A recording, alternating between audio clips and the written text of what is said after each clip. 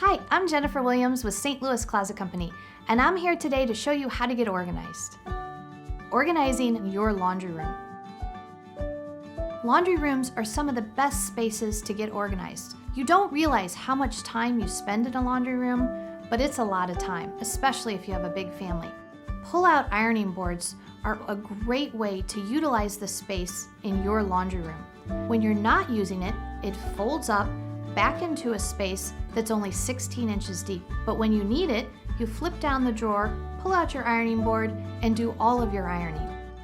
Telescoping rods and wardrobe rails are great for every laundry room. This allows you to pull clothes straight out of the dryer and hang them, or also your drip dry clothes that you don't want to throw in the dryer. Call us today and we'll send one of our designers to your home to design the perfect laundry room for your space.